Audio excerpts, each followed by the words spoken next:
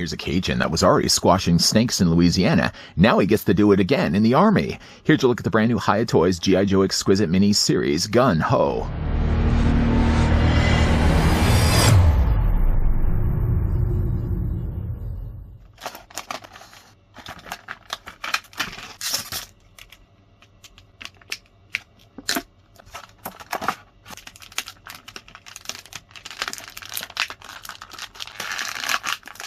A tireless brawler who is physically incapable of experiencing fear, Gung-Ho punches first and lets someone else clean up the mess. A genetic anomaly that inhabits his fear response makes him willing to enter any situation, no matter the personal danger. His bayou roots and his kills he's honed there make him a perfect selection for missions involving jungle or swamp terrain, as well as solo and small group reconnaissance. Another hit from Hiya? I guarantee. Well, probably maybe I shouldn't guarantee. You can judge for yourself whether this Gung-Ho is a hit or a miss. One thing, though, I would like to say is I'd like to thank the folks over at Hiya Toys that did provide this sample of new G.I. Joe Exquisite mini-series Gung-Ho that we could have a look at in this review. The figure is going to be online for around $24.99, so on average, these Exquisite minis will set you back about $25. The figure, though, is going to stand, at least based on this tape measure, around 4 inches in height, or Gung-Ho is about 10 centimeters tall. I seem to have a lot more Cobras than I have Joes. In fact, showing you guys what he looks like along with Beachhead, one of the figures that we've looked at here on this channel, Gung-Ho, though, is taller than Beachhead, and he certainly is a lot taller than Lady J. At least from Cobras, one of the figures we've recently looked at here on this channel is Major Blood, and in this case, Gung-Ho is about the same size. Now, if you are expecting that Hiya is going to pack this figure with tons of accessories, you won't be disappointed. First, though, the figure does come included with a display stand. It's pretty much the same type of terrain that we've already looked at before with other earlier Exquisite minifigures, G.I. Joe or otherwise. Because their otherwise figures are all using the same type of display stands, even though the terrain may change, the bottom of it's basically designed the exact same way. So you have these slots on the side. Pardon me already, I know if you guys have already heard this, but then there's slots on this side too. Basically, every side has 2 slots, and included with that, you get yourself these eye brackets. You plug the eye brackets in place, and then of course, if you have yourself multiple display stands, you probably can already see where this is going. You'd have multiple opportunities to make a much bigger terrain. I really do like that though, and even just on the terrain on its own, if you only plan to display Gung-Ho with only just the one stand that he comes included with, the figure still manages to have a peg hole off to the side, and he's got riddled bullet casings all over the place. Really cool looking terrain. Actually, I think the G.I. Joe Exquisite mini stuff is probably my favorite display stands we've gotten so far from Hiya. Let's move that off to the side. The figure does also come included with quite a lot of guns. I say quite a lot of guns. Would 3 count as a lot of guns? Okay, 3 counts as a lot of guns. The figure, first of all, does come included with a backpack. The thing I like, first of all, about the backpack is it's solid plastic.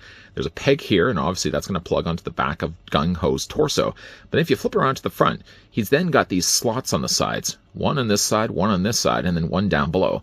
So really, though, all the guns that he has can either then be held in his hands, because of course the figure does have gripping hands, but you can also attach them onto the back of his backpack too. Pretty cool. As for the actual guns themselves, none of them are identical. Gung-Ho doesn't seem to match his guns at all, so they're all uniquely different from one another, kind of like really dangerous snowflakes.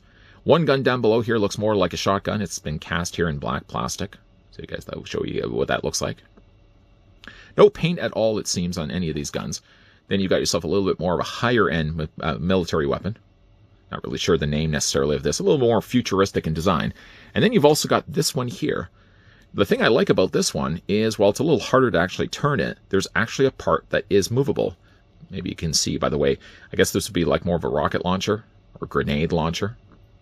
Anyways, though, if you go back to the backpack, there's no real specific, it has to go here, it has to go here. I mean, you can basically just design it and have it laid out exactly the way that you want. The thing that most to take to note is the fact that if you look at the top of the gun, see how the gun's basically just like flat like this. This seems to be the best place to kind of attach it onto the backpack. So you plug it basically just against that ledge, and now, of course, you got the gun not going anywhere. I mean, it could really work the other way as well. You can attach it that way too. And I guess depending on really how you would have it displayed, would Gung-Ho really like to have the handle facing out or facing in? It's entirely up to you. You can also do as well the same thing here with this gun also. But I find also with this one too, just because like you've got the handles jetting down like this, this one actually works a lot better by plugging it on the side like this. And basically you just attach it inside those grooves like that, and it even survives the blizzard test. Stop that. Then, of course, for this one down below here, I mean, you can really put it anywhere that you want. But I've noticed here, like the top of the handle, I guess this would be the part that he'd be carrying around. It seems to be the best space just to attach to the bottom of the backpack like that. I mean, it's not going to be the most secure of the three, but at least it gives you a place to store this. I suppose there is probably another way as well, but I mean, a lot of this is really, you're going to have to kind of move stuff around, but for me at least, I'm just going to attach it down below just like that. And of course, then you can take yourself the backpack. I knew that was going to fall off. Flip around the back of Gung-Ho's vest, as you can see, and there's a hole right there, right there. So we're going to take the peg, we're going to take the hole, we're going to match the two together, and just plug it on the back of his body. Now that that's in place at least, then we can go ahead and take the gun and just attach on the back. Again, you could probably find a much clever way of attaching the guns than what I'm doing right now, but it is just more to show you that everything can be stored on the back of Gung-Ho, and he never really leaves anything behind. He never leaves another man behind. He never leaves any of his guns behind either. I guess the only other thing he's going to be really leaving behind, if I get the figure to stand here for a second, he's going to be a little bit now more back heavy. One thing, though, he is going to unfortunately leave behind is the figure does also come included with a couple of gripping hands. Now, he's more than capable of holding the guns as he is right now. You don't have to necessarily swap the hands out. If you look at the hands that he has basically just a regular C-clamp hand on this side, and he has the same on this side too. If you did want to have one that has specifically a trigger firing finger hand, then he's got a hand for that. And he basically has another gripping hand on this side, which really, like looking at this hand and looking at this hand here, one is really not much different than the other. You think that they probably could have saved the plastic and just used this for something else.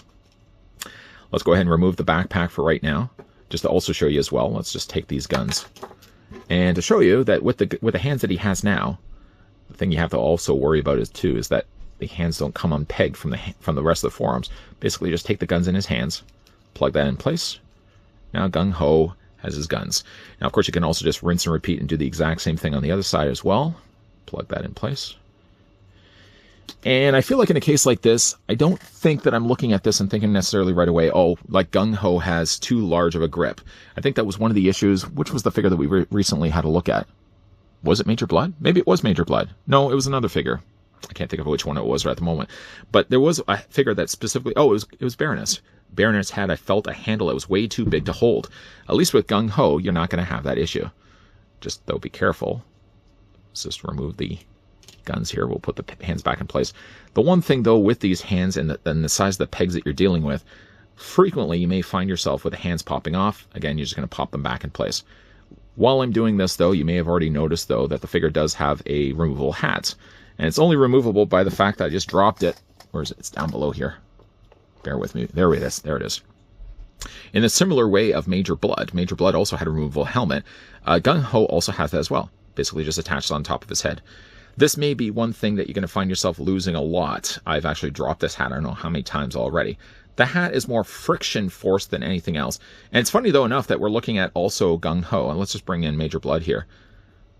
Couldn't help but also notice that they have very similar hairstyles. Did they go to the same barber? But yeah, again, like with Major Blood, I've already done the review of Major Blood if you guys want to check that out. Major Blood had a removable helmet. I felt, though, like with Major's, his stayed better in place. Gung-Ho's from time to time, yeah, as you're kind of moving the figure's head around, the cap falls off a lot. Kind of push that down as far as we can get it. So again, like he's wearing the hat. Obviously, you can see as well he's got the handlebar mustache. Face sculpt, though, for Gung-Ho is really good. I think they've done a nice job on it. He certainly is one that's already getting ready to get into battle. I mean, like, look at the face that he's having. He's almost even excited that he's leaping into battle, guns a-blazing. He also does have himself his trademark blue vest. The vest does seem like it's removable, though. I'm not really sure how you'd be able to remove it, maybe short of taking off the arms. But it does look like, though, it's a separate piece. Underneath, though, obviously, he's got himself the tattoo there, too. One of the trademarks, though, of Gung-Ho. Got some grenades there on the top. The grenades are not removable, and he's got a shoulder pad on the other side. The thing, though, I couldn't help but notice with Gung-Ho is, first of all, it does seem like his elbow pads are separate pieces, but that also, looking at the size of his arms, there clearly seem to be a different color than the shoulders above it. The shoulders, though, almost seem more smoother, and it looks like he's almost got like these large, blocky arms. I mean, the arms look okay. I just wish, though, that the color, it doesn't maybe look as bad on this side, but when you're looking at it from the front, his biceps seems like it never gets any tan at all. Of course, we would just turn the hands. Yeah, like I said, the hands do attach just via those pegs. Just be careful. I want to make sure I got that completely on there before you kind of move forward.